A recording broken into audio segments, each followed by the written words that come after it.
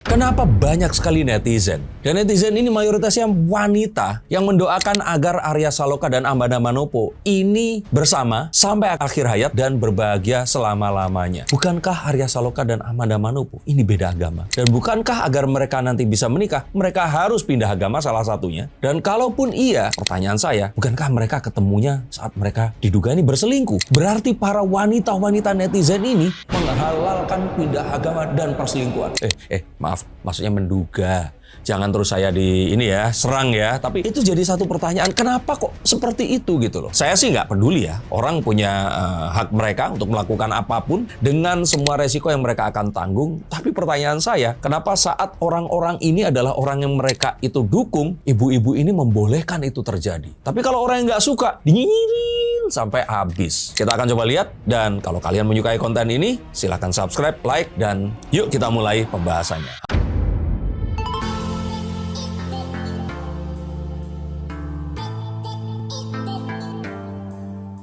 Halo Science Seekers, kembali berjumpa bersama saya Denny Darko. Tidak ada yang namanya misteri, yang ada adalah tanda-tanda yang kita semua coba untuk mengerti. Saya tadi barusan membacakan juga konten tentang hubungan percintaan yang beda agama antara Gading Martin dan Medina atau Medina Dina. Kalian bisa nonton di video sebelum yang ini. Tuh, yang di situ. Nah, sekarang kembali lagi ke dua idola kalian yang dilahirkan dari sinetron Ikatan Cinta. Seperti kita tahu, ini kabar terakhir walaupun nggak pernah ada sebuah pernyataan resmi. Konon katanya Arya Saloka dan Putri Anne ini sudah berpisah. Tapi walaupun mereka ini masih sering memperlihatkan kebersamaan bersama dengan anak mereka, saya juga mempertanyakan ini gimmick atau bukan. Tapi bukan itu yang penting. Karena pembahasan kali ini bukanlah tentang mereka bertiga, tapi kepada kalian, kepada kalian semua, ibu-ibu para netizen. Kenapa sih kalian itu mendoakan Amanda Manopo dan Arya Saloka itu bareng gitu loh? Nah, coba kita ingat sekali lagi. Mereka berdua ini dekat karena ikatan cinta. Karena syuting yang setiap hari membuat mereka harus ada di sebuah hotel di daerah Bogor ya kalau nggak salah. Dan mereka tuh menginap di sana layaknya itu rumah. Kebayang nggak ketemu setiap hari, membuat apa yang tercantum dalam sebuah peribahasa Jerman yang berbunyi Tresno Jalaran Soko Kulino itu terjadi. Nah, kemudian akhirnya membuat Putri Anne ini menjadi cemburu. Ya wajar dong kalian kalau juga punya laki-laki terus didekati wanita yang cantik, seksi, udah body goals sekarang Amanda Manopo, si Putri Duyung yang jadi wanita yang sangat luar biasa ini tadi, itu pasti hati kalian juga akan panas dan dingin. Tapi mengapa sebagian dari kalian malah melegalkan hal itu?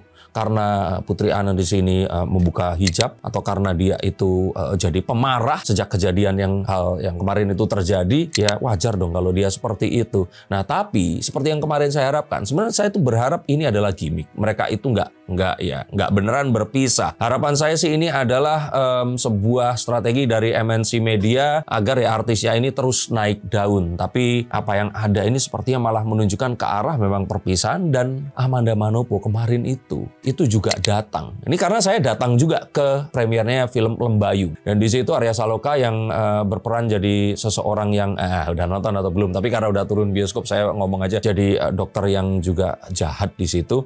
Nah, itu Amanda Manopo yang terlihat datang sebentar di situ, dan ini menunjukkan bahwa ini sesuatu yang spesial loh. Karena artis itu biasanya nggak mau datang ke sebuah acara yang dia itu nggak terlibat di dalamnya, kecuali ada seseorang yang spesial. Maka saya pengen membahas di sini bahwa para wanita itu memang sering itu double standard. Karena dalam kartu tarot pun wanita digambarkan dengan figur the moon, bulan. Segala hal yang mengandung dualisme itu selalu dialamatkan kepada sosok Tuhan yang bernama wanita, yang konon diambil dari rusuk pria yang menjadi jodohnya kelak. Dan sebenarnya inilah yang membuat banyak wanita itu terus kemudian ya akhirnya ngenes atau mereka ini secara pikiran itu sering menderita karena dualisme yang ada di dalam dirinya. Benci tapi rindu, ingin jahat tapi kangen, seperti itu. Nah, hal seperti itu memang susah. Kalau pria itu gampang banget, udah langsung akan memutuskan memilih yang mana. Tapi kalau wanita, saat dia merasa satu hal yang lain itu pasti ada di ujung sana, walaupun besar atau kecil. Dan ini terus kemudian menjadi sebuah sifat yang saya tuh berhak merasakan seperti itu. Kalau kalian pengen tahu, itu judulnya entitling, atau kalau kalau di luar negeri orang yang seperti itu namanya Karen, makanya ada Karen's Diner seperti itu. Seseorang wanita yang dia itu merasa berhak untuk melakukan sesuatu karena dia sudah menderita, mengalami hal yang lainnya.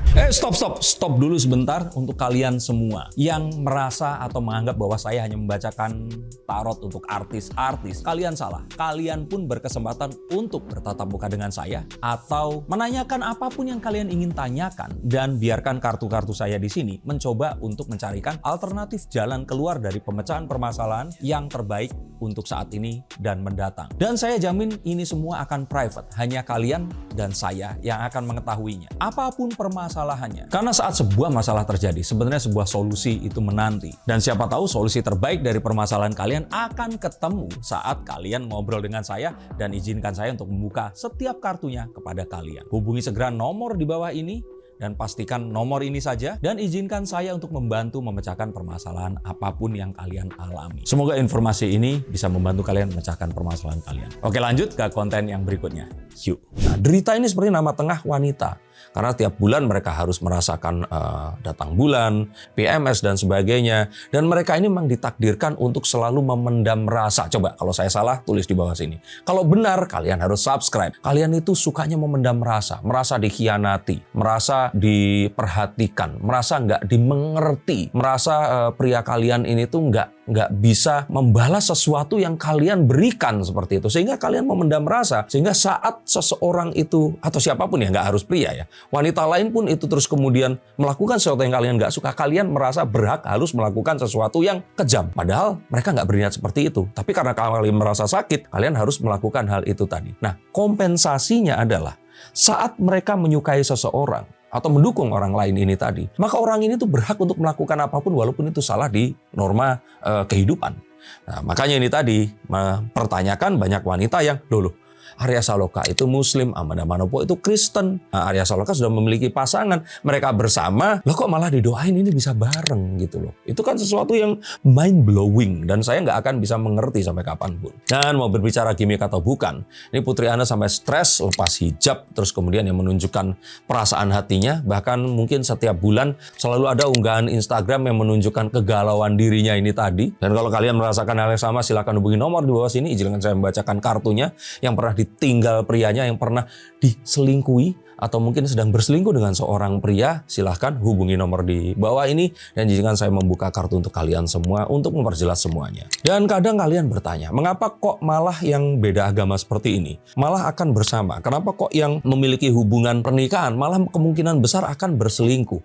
Manusia itu memiliki sebuah timbangan di dalam pikirannya. Kalau mereka itu menganggap sesuatu itu nggak mungkin, malah pada kenyataannya itu akan jadi mungkin. Misalkan seorang pria sudah menikah, bertemu dengan seorang wanita yang berbeda agama, dan terus kemudian mereka memiliki kedekatan, sang pria ini pasti berpikir, lah nggak mungkin, karena gue kan sudah married, udah nikah. Nggak mungkin juga dia kan agamanya berbeda. Nah, karena nggak mungkin, akhirnya muncul sebuah perasaan permisif yang kemudian terjadi setiap saat, dan terus kemudian membuat perasaan ini semakin besar, dan malah akhirnya nggak bisa ditinggalkan. Nah, seperti ini, itu seakan-akan membuat mereka berdua ini merasa tidak bisa memilih. Mereka seperti terjebak. Mereka akhirnya mengalami sebuah hubungan yang terus-menerus, dan mungkin ini juga yang terjadi dan selama ini itu ternyata diharapkan juga oleh para netizen-netizen di luar sana. Kalau saya melihat komentar-komentar tentang konten-konten antara Arya Saloka dan Amanda Manopo, saat saya bilang ini nggak mungkin menikah karena Arya Saloka akan balik pada Putri Ana, mereka langsung menghakimi saya dengan, dasar Denny Darko, emang lu Tuhan. Dasar Denny Darko nggak percaya sama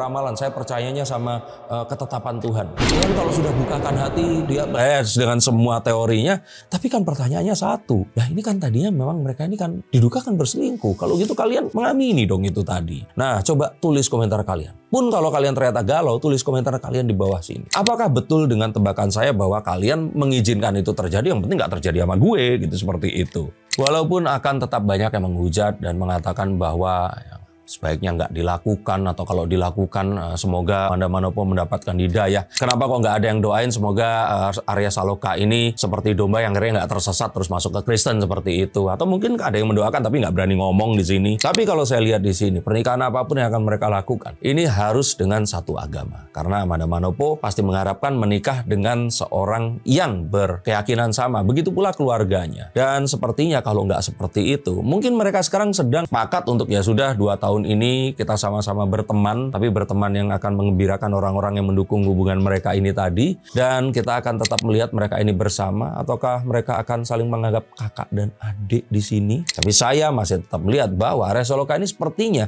akan balik lagi ke Putri Anne. Dan walaupun saya di sini nggak mengarahkan atau sok baik atau sok suci di sini, tapi saya melihat itu karena sepertinya mereka berdua ini masih berjodoh, terutama anaknya. Dan Amanda Manopo jika memang itu terjadi, sepertinya akan menikahi seorang pengusaha yang kaya raya dan hidup akan berbahagia untuk sampai akhir hayat nanti.